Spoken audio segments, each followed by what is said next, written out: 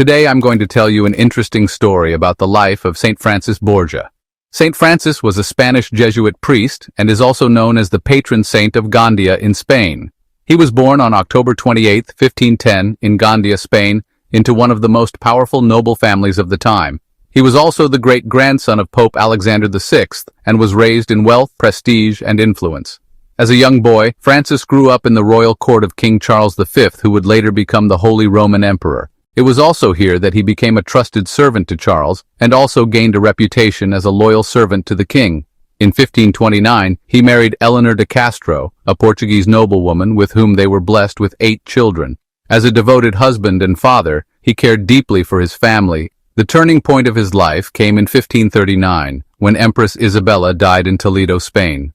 Emperor Charles entrusted Francis with the solemn duty of escorting his wife's body to Granada for the ceremonial burial. When the coffin was opened to confirm her identity, he was shaken to the core by the sight of the Empress's lifeless and decaying body. In that moment, he understood the vanity of earthly beauty and power, and he promised to himself, saying, "I will never again serve a master who can die." This profound experience planted the seed of his future vocation. In 1546, tragedy struck again when his wife Eleanor passed away. Although he was heartbroken, his faith in God strengthened and decided to pursue his true calling. He left his prestigious job and decided to renounce his titles and inheritances. He then divided all his vast fortunes for his children's future and joined the Jesuit order founded by Saint Ignatius of Loyola. With the approval of the superiors, he was given the liber a vinculo matrimonii, a term from the canon law which means a man who is freed from the bond of marriage and is suitable for priestly vocation.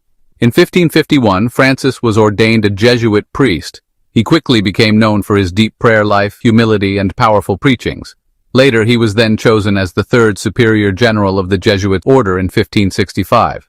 Under his leadership, the Jesuit Order expanded rapidly across Europe, Asia, Africa, and Americas. Despite his noble and luxurious background, Francis lived as if he were the least among his brothers. He often swept the floors, ate the simplest food, and even cared for the sick. Even popes consulted him for advice, and he became one of the most influential figures of the Catholic Counter-Reformation. In his old age, his health started to decline, especially when he spent too much time traveling to Rome, which complicated his health.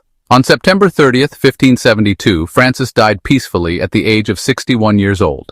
He was later canonized in 1670 by Pope Clement X. Today his body is resting inside the Church of Saint Francis Borgia in Madrid, Spain, where people come for pilgrimage and prayer. His feast day is celebrated every 30th of September. If you like stories like this, support us, follow, like, and subscribe.